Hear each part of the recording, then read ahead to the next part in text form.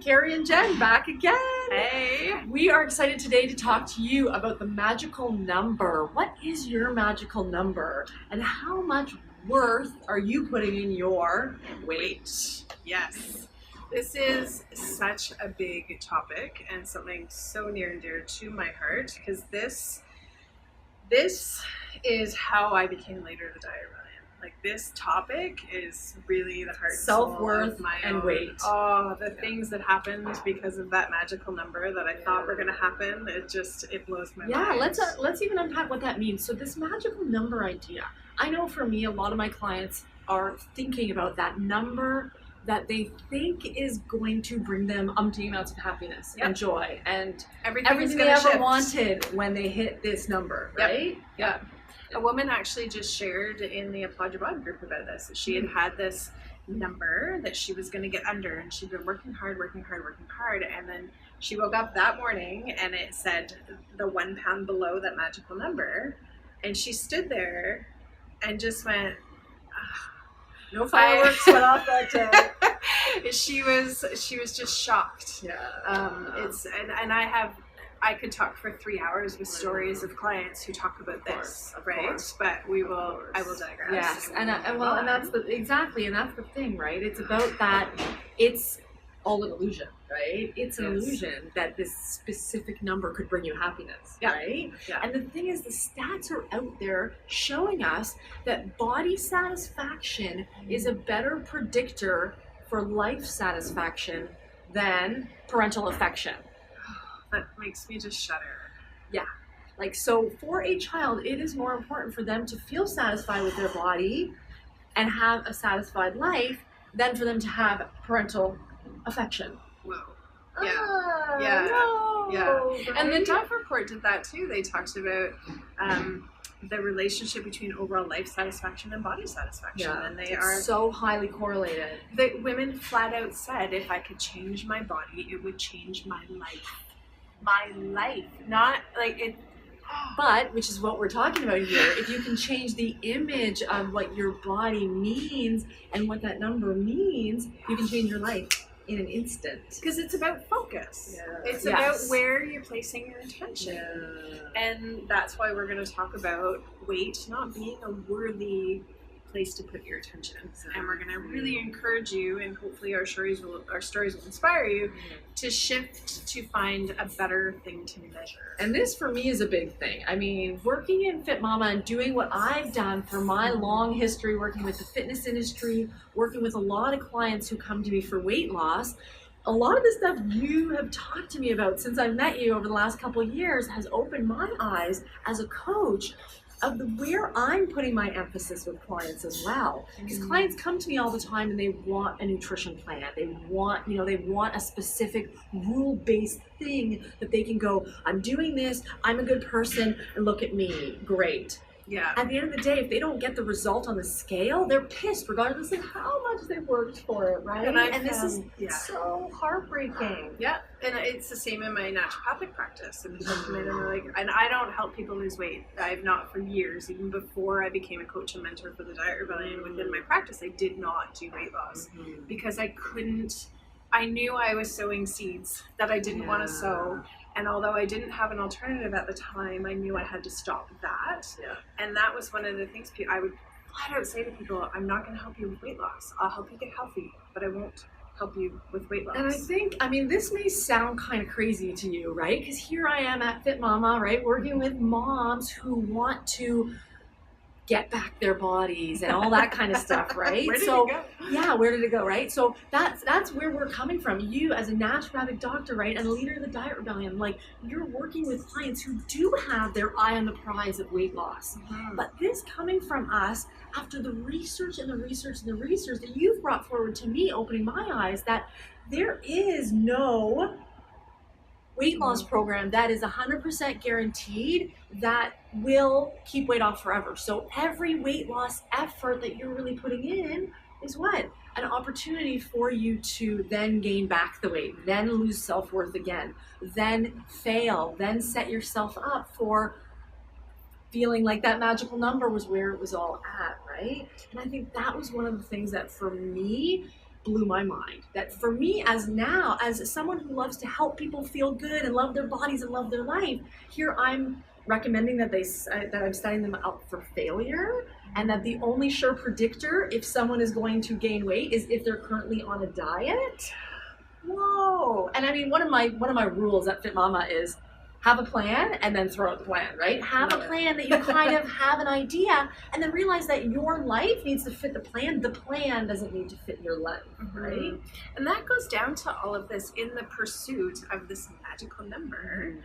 Women are not participating in their lives anymore because they can't go to the barbecue and they can't go to the, like you were saying, delaying starting any kind of coaching program with you because, oh no, but Johnny's birthday party's coming. Okay, but you need to learn how to live in your life, and that is that's what it comes down to. It's not what we're taught, and it's not what our culture talks about. Till now.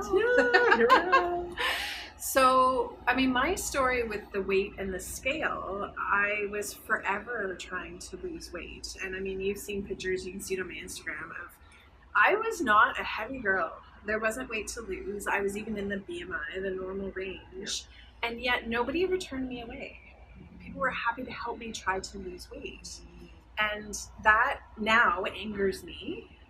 I'm grateful for it and that it's brought me to where I am. But it frustrates me because it's still happening. And you see it on social media all the time of these slim women pining over that last 5 pounds and doing so many horrible things to their body trying to do it. Or there's people who have that, like, the healthy weight loss idea, and I'd like to challenge that as even being possible. Yeah, so talk about this a little bit, because this is one of the things that I being in the fitness industry, but being in the health industry, wanting to help people, for me, I always saw it as, sure, you want to lose some weight, let's get you healthier. I completely equated the two, even though I've read studies to the contrary. It didn't seem to mask my image of that whole culturally ingrained image of health equals you have to be a certain weight.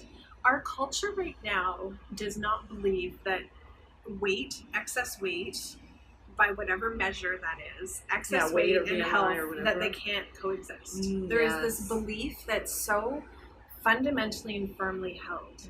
And I love having one-on-one conversations with people about this because it really helps me break apart some of these truths that we carry around. Because the thing is, I've noticed is that it's a range, right? It's a range. Of course, there's morbidly obese, yes. People are spending their lives consumed, missing out on life over 10 to 20 pounds, over 50 to 60 pounds. Yeah, some people get diabetes when they're 50 pounds overweight. Some people don't. There's such a range of what goes into the health aspect of it, right? Well, and it's really understanding that correlation is not the same as causation. Yes. And we pull these studies, and again, these like, will it increase your risk by 50%? Yeah. What was my risk to start with? If my risk was only 1%, you increase it by 50%, do I care? 2%. Probably not. You increase it by 100% and you're still And fine. I have so many women in my program and in my practice who come in and they are, by BMI standards, obese. So people go, not healthy. And this is a conversation I have, because as like you, I always speak to women before they become a client. Yes, you can't just sign on with us. We handpick our people. And this is one of the conversations that happens. They go, you cannot tell me that being fat is healthy. Well, yes, I can. And it's not that it's healthy, it's that it's not unhealthy. Exactly. It's not worth losing everything over, having a low life satisfaction. It's one measurement of health. Right. So the woman I'm thinking of in particular, she has perfect blood pressure. Her blood sugars are brilliant. Her fasting insulin and fasting glucose, all perfect. Not kind of, but perfect. Her cholesterol levels are absolutely perfect. All these things are absolutely perfect. So is she unhealthy? Just because she's fat? No, not at all. She's healthier than many of these so-called slim people that you see walking around. And absolutely. So really, the skinny fat, right? You people don't have muscle tone, but at someone and know their health. Exactly. You can't look at someone and know how they eat. You can't look at someone and know how they live. Yeah. And they could be more fitness oriented than you. And they could kick your butt on a hiking trail. They're fat, you're skinny, who cares? Like, well, and we always talk about this with the core too, right? Absolutely. Just because someone has a 6-pack abs does not mean they have a strong core. Does not mean their pelvic floor is functioning. Does not mean they're not peeing every time they jump. Or laugh. Right? I'm not peeing right now. Well, so let's talk a little bit about this idea of fear, because fear is something that I know for me with my clients, and this is a place where I fully was living in more of a place of fear out of food, because it's like you read things and this is the best food for you. This is going to make you stronger. And I, as an athlete, I was like, what's my edge? What can I get an edge on my competition? I'm going to eat this superfood. I'm going to do this. I'm going to build stronger. I'm going to get my body fat lower. I'm going to whatever. Yeah. So it's a natural progression that once you're done that kind of circle of I have to compete, that it's like, I'm still in it. This must be the best. I must do this. And that's kind of my competitive athletic nature. And I didn't realize the level of fear that this actually can instill in others and instills in myself, right? Am I feeding the right things to my kids? Am I, Oh, the mommy guilt. Right. Oh gosh, I know. Let's not even, right? It's but terrible. we look for perfection. We look for this idea, and what we've known and what we talk about all the time in Fit Mama, and I know in the Diet Rebellion, is this idea that there is no perfection. So the reason why we created this, again, to get back to that, is this idea that we felt like people were missing out on life, right? And you live that, right? Yeah. And I too, like I told you, I said, if I was training to the level I thought I needed to be fit and be healthy and eat the way I wanted to, I would have never traveled around the world, right? I would have never been able to fit things in the way that I wanted to, which is called fall by the seat of your pants and eat food, right? And have fun. Love food. And yes. sometimes we're so structured, and I know that for me is like one of those things that I help my clients with, because that's what they want, or at least that's what they think they want. But then they realize how stifling that is, and it's not doable. One of my wonderful mentors is who I do yoga with, and she's forever saying, I'm going to give you 80% of what you need and maybe 20% of what you want. Ooh, and I think in the positions that we hold as coaches and mentors, that is our job, is to make sure that you are getting the information that you need. Yes. And this thing about chasing this number and the amount of attention that's paid to it, it needs to stop. My whole day, my whole sense of self could be destroyed by the scale. And I could put on an outfit, think I'm looking cute, and go on, yeah, you know what? I think I'm looking slim. And then I go to validate it with the scale. And all those great feelings I had about myself were immediately gone. How is that okay? Yeah. So I haven't weighed myself in well over 6 years, because it was just one of those things that over and over again, I get back to it, and then I'd be losing. So then I liked the scale, and then it would start to shift in the not way, or maybe it didn't move as fast as I wanted it to. I mean, how many times do you see those posts? I only lost 20 pounds. Yeah. I know, and it's such a thing where we're so used to it. We put so much stock in it, and we high-five each other about it, and we want to encourage each other, right? It's not that we want to put each other down. It's just about that focus that we talk about. Yes. What are we focusing on? Because every time I would have a client that would become obsessed with the scale or be really into the numbers and the calories specifics, what would happen is that person would just become more frustrated. The more they focused on it, the less was changing. It's like watching a pot boil, right? Okay, water, like there's fire underneath. I know you're supposed to get hotter, but like nothing's happening, right? And we drive ourselves bananas. And you're right. It's that fear of the food, fear of being fat, fear of people judging, fear of all of these things. I'm not good enough unless I'm this size or this weight. And then the focus gets more on how dissatisfied. And over the course of we're going to share so many different stats with you, because I'm bursting with them. But that is massive. The more we create that body dissatisfaction, the more frustration, the more disordered our eating gets, the more disordered our body image gets, the more you're sharing with the next generation.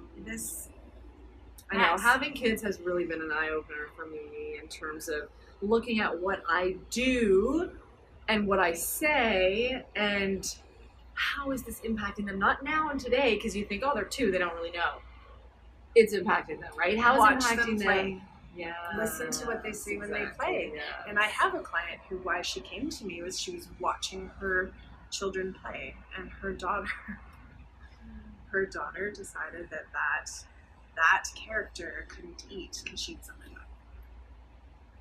So she called me up and said, yeah, I think I'm ready. Because she just didn't even realize that was the message being picked up. So the next time you're getting on your scale, like our big please today, ditch your scale. Get rid of it. Stop measuring your success by the scale. Stop measuring anything about you by the scale. You are not that number on the scale. No, you're so much more than that. And what happens is, one woman in particular who had come to me as a naturopath, not as a coach, and said, you know, I want to lose this last, and I gave her my spiel, and I said, I will help you chase health, I will not help you chase a number, and you know, when you're healthy, your body will find its natural size. So we worked together, and I got this angry email. Remember that word, angry, because it said, I'm sleeping better than I ever have, my sex life is back on track, I'm relaxing more, I'm taking time, but I haven't lost an effing pound. And I was like, wow, you missed it. Yeah, she had all those positive things. And now and that was what she was fixated is on. A huge advocate for the diet rebellion. She came back a couple of years later and went, yeah, you were right. My body wasn't its natural weight, but she was determined. We fight that natural. Yeah. And that's what we do, and that's what we teach in our coaching, right? Yes. We not only teach you how to be able to do these things, but it's what are we focusing on? Yes. What are we focusing on? How can we change those? Because it's beliefs and it's the culture and it's all that stuff we've been talking about, right? What did you first learn? How did you react? How did someone react to you? What was the positive? Oh, you look great. You lost weight. Oh, I must be great. I lost weight. Oh, and then how does it roll into when the weight comes back? Because exactly. 95% of people who lose weight will gain it back, and 60% of those 95 will gain more in the next 5 years. So if we keep complimenting each other and ourselves and the high fives for losing the weight, there is an inherent message then that gaining the weight back is not okay. And there's so many things to compliment each other on besides weight. My God. Right? Yes. So for those of you, if you are resisting this, I hear you and I feel you, and it took me a long time to finally actually comfortably get off the scale. What I recommend is, if you can't not weigh yourself, keep a diary near the scale. Write a few words, a few sentences, whatever it is, of how you're feeling before you get on, and then do that again when you get off. So at least bring awareness, because people go, I don't have any attachment to that number. All right, well, let's test that theory. And maybe you don't. Maybe you don't. Yeah. But there's still no reason why you need to weigh yourself every day, whether or not you do. Yeah. Well, we were just talking about this off camera earlier. There's 2 times when we can think of it's really important to know how much you weigh. One would be if a medication being prescribed to you depends on your weight, or it might kill you. Really good time to know what you weigh, right? Yeah. And then another wonderful client of mine was going on a wonderful holiday, and her and her husband are both quite heavy, but they were going ziplining, and like they dance, like they don't let any of this hold them back, which is what I just adore about them. But the zip line has a maximum weight. It's a safety thing. Yes, of course you need to know. Yeah. But for what we're doing today, does how much I weigh have any impact on this? No, it doesn't. And when you can start to realize that you're so much more than that, right? Who are you really, and what are you really? And it's the kindness and it's the energy with which you come. And if you're feeling so low and negative and low self-worth due to a random number, really, that if it was 10 more, if it was 10 less, health doesn't matter, right? Like it doesn't matter, and we get so hung up on it, and it ruins our day, and we miss out, right? And we don't want to miss out, and we don't want our kids to miss out, right? I don't want my girls growing up going, I can't do that because I feel self-conscious or unworthy because my pants are too tight. And you don't want your girls to look back on life and try to put together a photo album and there be no pictures of mom. Yeah, because that happens a lot. The hiding. Mom doesn't want her picture taken because she doesn't like how she looks, and it's. So we're gonna keep digging in with each episode. We're gonna, because as you can tell, we have so much scratching the surface. This is so fun. Thank you for being open-minded here and listening to this, because this is exciting. This is really exciting for me. Thank you, Carrie. Thank you.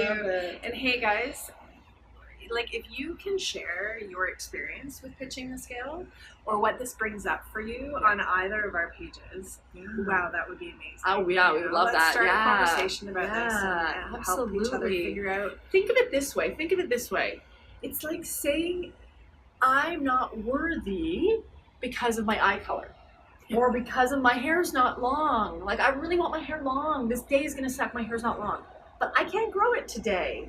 There's nothing I can do. But I can't change my eye color, right? So all of a sudden I'm putting all this worth in something that just isn't, it's just not worth it, right? Yeah, it's just not worth it. So thank you for opening my eyes to so many great things, as always, Care.